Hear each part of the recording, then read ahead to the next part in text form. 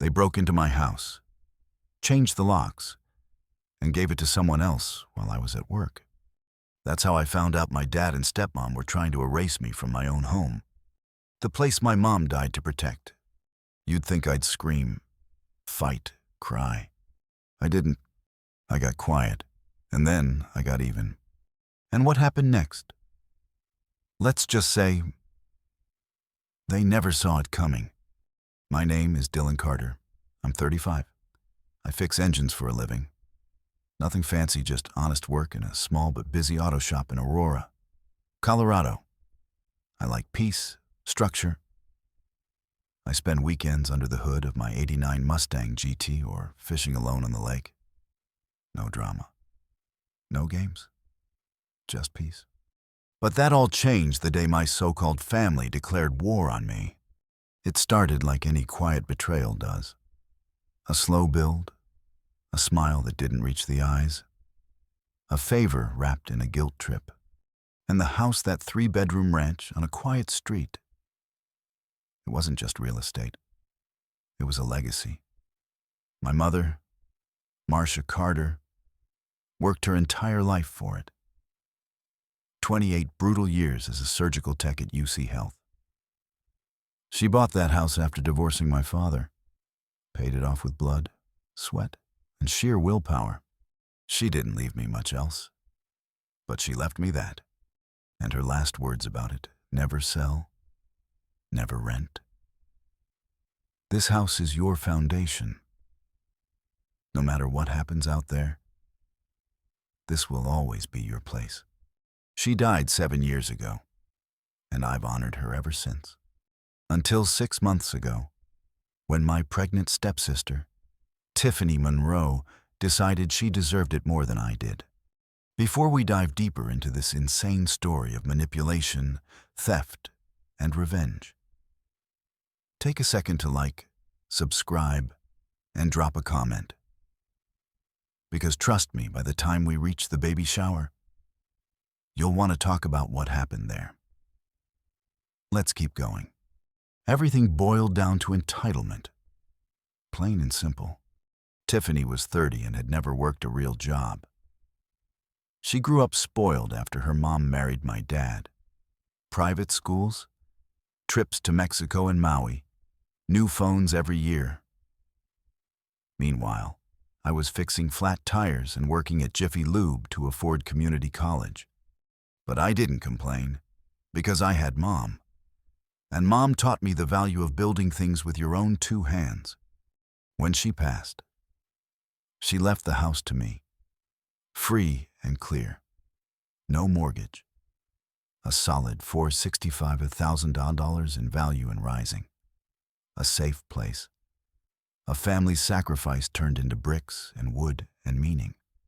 My dad, Thomas, didn't even blink at the will. He moved on with his suburban life in Highlands Ranch. His wife Linda ran the show, and Tiffany, she became the influencer girl ring lights, fake tears, and hashtag activism. I kept my distance. I wasn't close to any of them.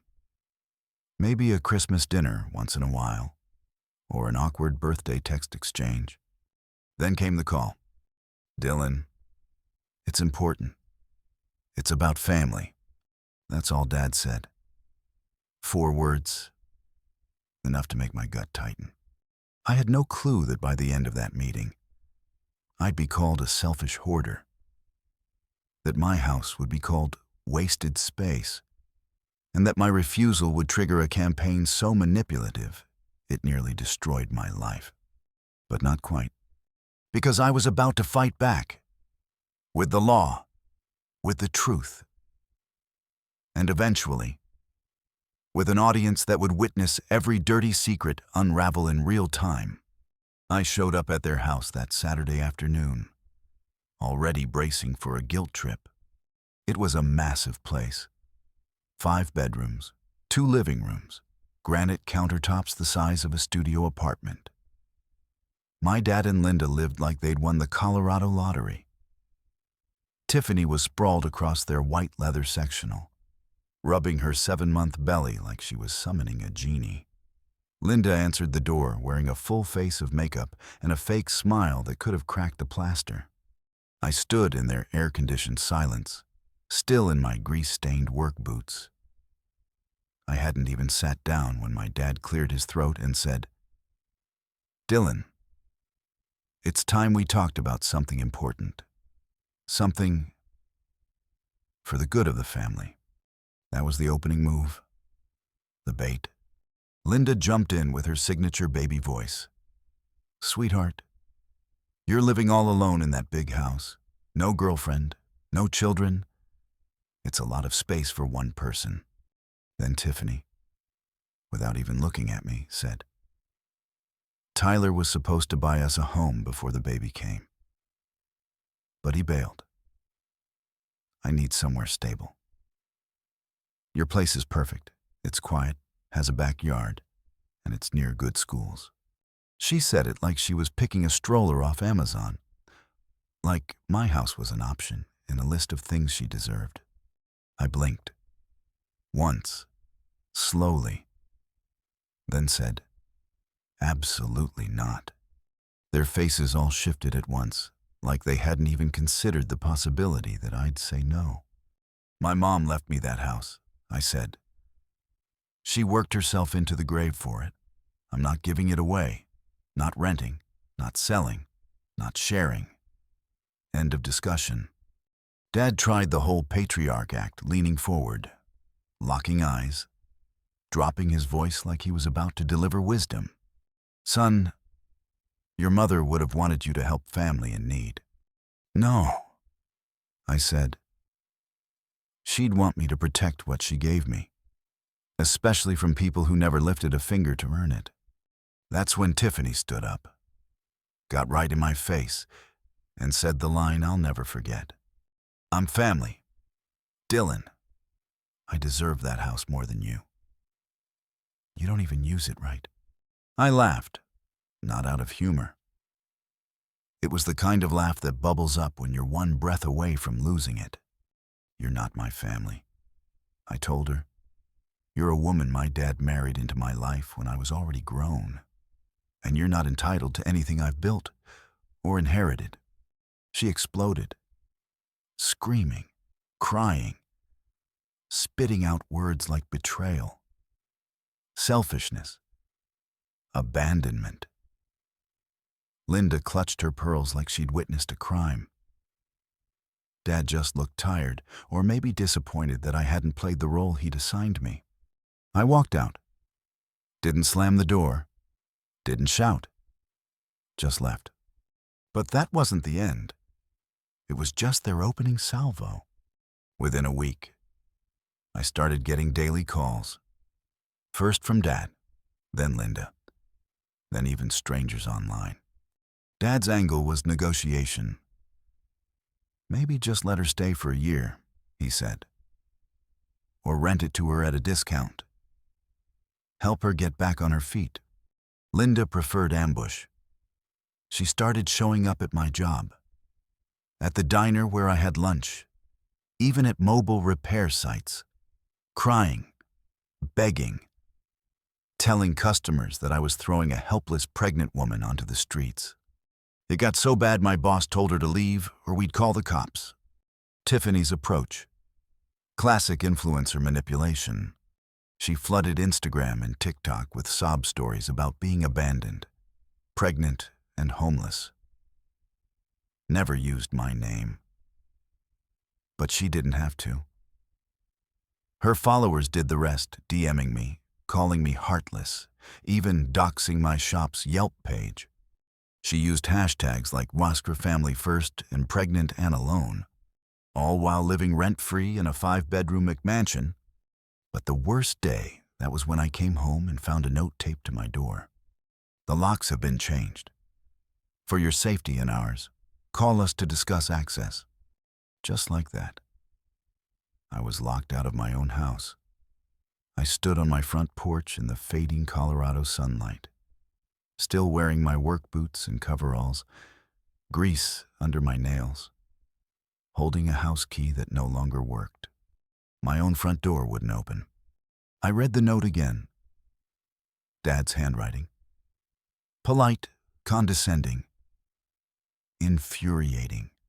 For your safety and ours. They didn't even have the decency to call first. I called Dad immediately. Tried to keep my voice steady. But rage buzzed just under the surface. What the hell did you do to my house? He sighed, like I was the one being unreasonable. Calm down. Dylan. We just helped Tiffany move in today. She brought her nursery furniture. Linda made a few arrangements. We figured it was safer to change the locks now that she and the baby are staying there. I couldn't even process it. She's what, living in my house? It's just temporary, he said, like that made it okay. She needed a peaceful place to settle. And let's be honest, your house is perfect for a newborn. I almost dropped the phone. You changed my locks. You broke into my house. And you let someone else move in without my permission. Dad's voice shifted into that fake calm he used when I was a teenager, and he wanted to seem like the mature one in the room. You're overreacting. You can stay here with us for now. We'll figure out something that works for everyone. That's when I snapped. This isn't a group decision. This isn't your house. This isn't your call. I hung up, called the police, then called a locksmith. It was late when the officers arrived. 2 squad cars. Professional. Calm. I handed them my ID, utility bills, and the deed to the house all in my name. Tiffany opened the door in a silk bathrobe like she was the homeowner and I was some trespasser. Officers, thank God you're here, she said. This man is threatening me. He's trying to force his way in. I didn't even respond. Just handed over the documents. The officers looked everything over, and within minutes, it was obvious who was lying. Ma'am, one of them said, you need to pack your things and leave. You're trespassing. Tiffany broke into tears immediately. Loud, theatrical sobs. The kind of crying meant to draw sympathy and delay consequences. I'm 7 months pregnant, she wailed. Where am I supposed to go? You can't throw a pregnant woman onto the street. This isn't your home, the officer said firmly. You're not a tenant. You have no legal standing. Either you leave voluntarily, or we'll arrest you. It took her over 3 hours to gather her things, crib, rocking chair, baby clothes, wall decals she had already stuck onto my spare room walls. Linda and Dad showed up during the chaos with a moving truck and more fake apologies. This is all a big misunderstanding. Dad said, we can talk it out. The officers didn't buy it.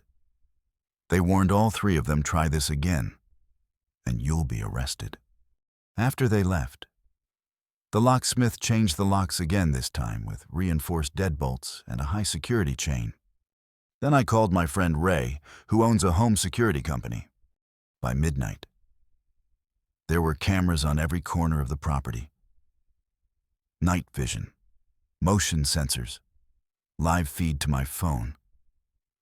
If they ever tried that stunt again, I'd have evidence ready for court. I thought maybe they'd finally back off. But people like Tiffany and Linda don't retreat. They escalate. The very next day, I got a call from my lawyer. Dylan, we need to talk. Your father contacted our firm 3 weeks ago. He was asking how to challenge your mother's will. It felt like a punch to the chest. What do you mean, challenge that will's locked? It's ironclad. He was asking about community property claims. My lawyer said, trying to argue the house should have gone to him, even though your mom bought it after their divorce. So this wasn't about helping Tiffany. This was about taking what wasn't theirs. I didn't just feel betrayed. I felt violated. Every memory of my mother, every double shift she worked, every moment she saved for that house was being dragged through the dirt. They wanted to erase all of it, rewrite it, claim it. That's when I realized I couldn't just defend myself. I had to go on offense. Because if they were willing to lie, steal, and manipulate this far, there was no telling what they'd try next.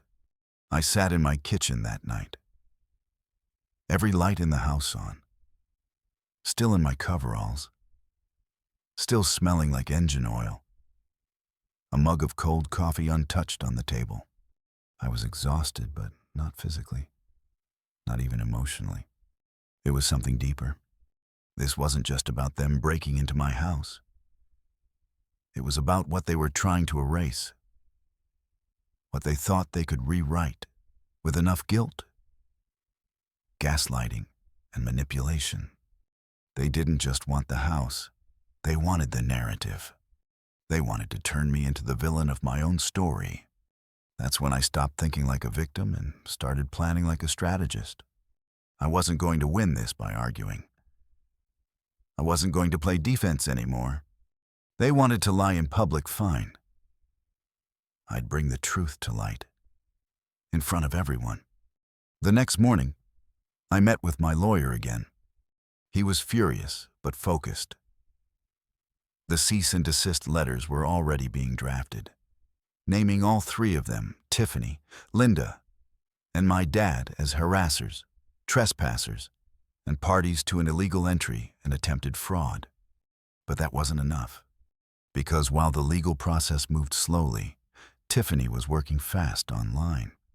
She was ramping up her sob stories, crying on camera, launching a GoFundMe for legal aid, claiming I was illegally evicting a pregnant woman and putting her unborn baby in danger.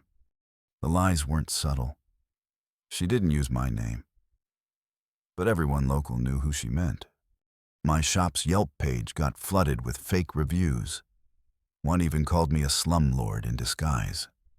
She painted herself as a victim of family betrayal, a pregnant saint wronged by a cold, heartless mechanic. And her followers, they ate it up. That's when I realized I needed proof. Real, undeniable, incontrovertible proof. The kind you could lay out in front of people and watch them turn on her without saying a word. So I called my buddy Ray again. He didn't just run home security. He worked in cybersecurity too. He knew how to dig, not in shady ways, but smart, legal, open source ways. We started collecting screenshots, video clips, archive links, every Instagram reel, every TikTok, every donation request, every message thread where she told sob stories about being kicked out, about being abused, about being homeless while actually living in a $700,000 suburban house with 2 support parents. Then came the real gold mine, her dating profiles. Multiple ones, active accounts. And she wasn't hiding her pregnancy. In fact, she leaned into it, looking for a strong, stable man to help raise this baby and build a future together. Some profiles even listed what she was looking for in partners' income minimums, real estate preferences, willingness to support her financially. It was all there, public, time-stamped, archived. We even found threads where she messaged potential dates, asking how much they made before she agreed to meet, all while still claiming online to be homeless and helpless. But the real shock came when I dug into her past. Through mutual friends, I reached out to Brandon Wells, her ex, the tech entrepreneur she said had abandoned her and the baby. We met for coffee at a neutral cafe in downtown Denver. The moment I said Tiffany's name, Brandon's face changed. "You too?" he asked. He told me everything. She'd stolen from him over $4,000 in unauthorized credit card charges, forged checks, fake expense claims. He'd documented it all, but never pressed charges. Just wanted her gone. "She played me like a violin," he said. But what finally ended it, I found out she was married. Still married. To a guy in California. That hit me like a truck. She's what, Still legally married. Guy's name is Kyle Anderson. I pulled the marriage certificate myself. I didn't know whether to laugh or throw up.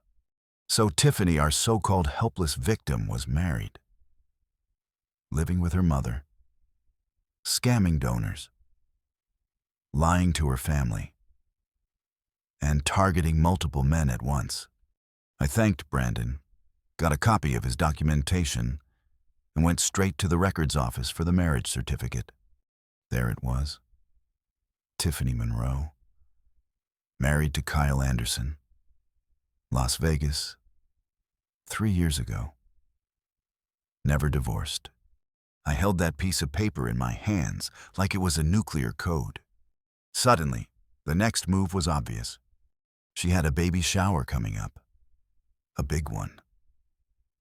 Linda had posted about it non-stop, celebrating our little miracle. Gifts, welcome, everyone invited. It was the perfect stage, and I had the perfect script. The day of Tiffany's baby shower arrived like a scene out of a lifestyle blog. Sunshine, catered food, balloons spelling out, "It's a girl," lawn chairs neatly arranged around an outdoor photo booth with pink florals. The backyard of my father's Highlands Ranch McMansion looked like it had been staged by a Pinterest consultant. There were at least 40 guests milling around when I parked 2 houses down and stepped out of my truck. I wore jeans, a black t-shirt, and carried a plain manila folder under one arm. My hands weren't shaking. My heartbeat didn't race. Because for the first time in months, I had the upper hand and every single receipt to prove it. I didn't ring the doorbell. I walked straight around the house to the backyard, where laughter echoed off patio furniture and mimosa glasses clinked in the sun. Linda saw me first. She froze mid-conversation, mouth opening like she'd seen a ghost. Behind her, Tiffany stood next to the gift table, belly out, smiling for a photo. The second she spotted me, her face turned white. The party noise dimmed as heads turned. I didn't need a microphone. I just spoke clearly, loudly enough for the crowd to hear. "Sorry to crash your party," I said. "But I thought all of you might want to know the truth about the woman you're showering with gifts today." Gasps. Confused glances. One of the neighbors lowered his champagne flute slowly. Tiffany stepped forward, voice trembling but trying to sound authoritative.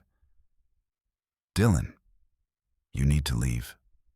Now." I ignored her and held up the marriage certificate. "This," I said, "is a legally binding document from Clark County, Nevada. It proves that Tiffany Monroe is still married to a man named Kyle Anderson. Never divorced." A wave of murmurs spread like wildfire. She's been accepting donations from strangers while claiming to be an abandoned single mom. She's raised thousands under false pretenses. That's fraud. I opened the folder and pulled out screenshots of her GoFundMe page, dated posts from her Instagram, and the current balances from her fundraising campaigns. Over $3,200 raised online, while she's been living rent-free in her parents' $1 million home. Tiffany's voice cracked. The money was for baby supplies. People wanted to help. "Did they know you were still married?" I asked. She opened her mouth, but I didn't give her a chance. I turned to the guests. Here are her active dating profiles. 4 different apps, all public, all advertising her pregnancy, all listing income requirements for potential partners. She's been actively looking for new providers while telling you all she had nowhere to go. I held up one screenshot where she'd messaged a guy asking his yearly income before agreeing to meet for coffee. By now, people were starting to shift uncomfortably. A few guests grabbed their phones. A woman in a floral dress stepped away from the table and muttered, "Is this real?"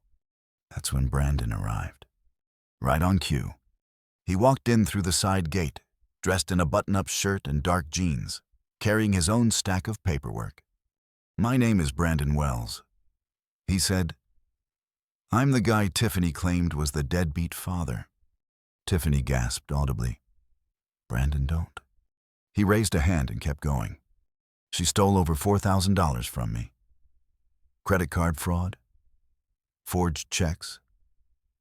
I didn't press charges because I didn't want to deal with the drama.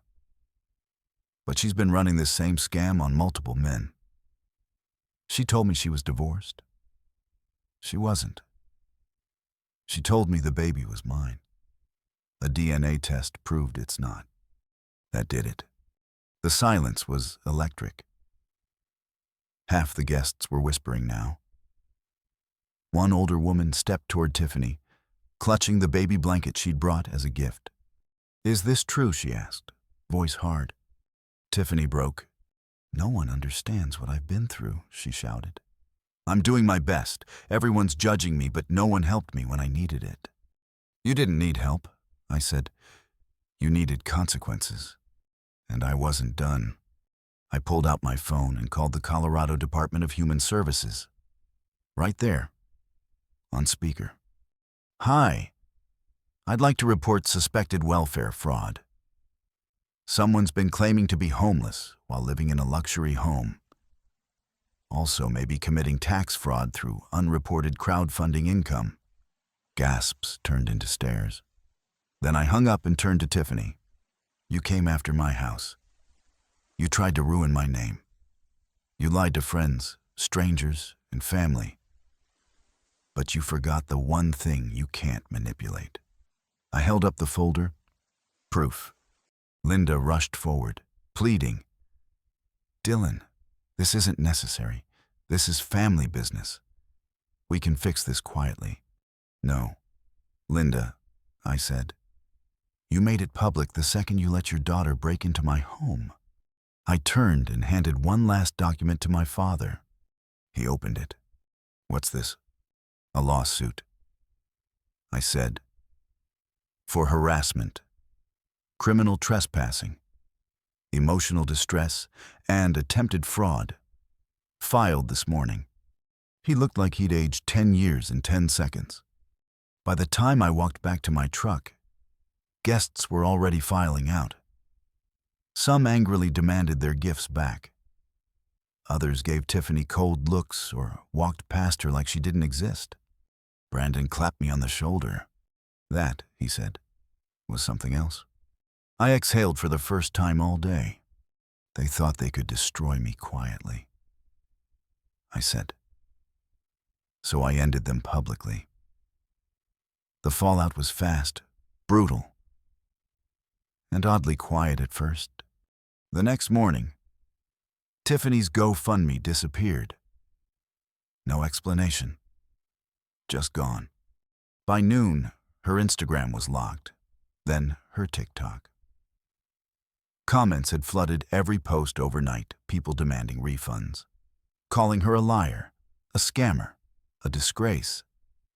A few clips from the baby shower were already circulating online.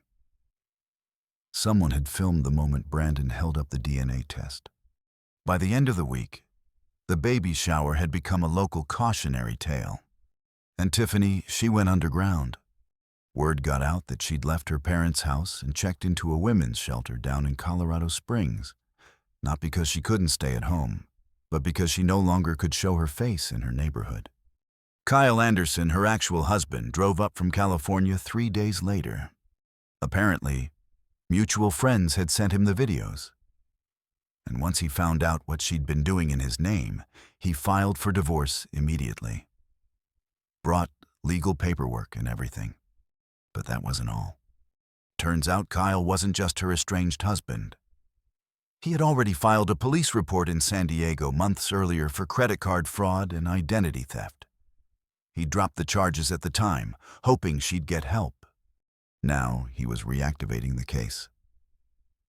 Tiffany was officially under investigation in 2 states. Then came the audit. The IRS doesn't move quickly. But when they move, they dig. The crowdfunding campaign had pulled in several $1,000s. None of it was reported. None of it taxed. and all of it collected under false claims of homelessness and abandonment. They froze her accounts within 2 weeks, demanded repayment, penalties, possible tax evasion charges still pending. But the part that hit her the hardest wasn't legal. It was social. Her inner circle of influencer friends, gone. The suburban moms who'd co-hosted her shower, ghosted. Even Linda stopped defending her in public. Rumor was, she told neighbors Tiffany was emotionally unstable and not in her right mind that day, like the baby shower incident had been some isolated meltdown. But nobody bought it. Not after everything came out.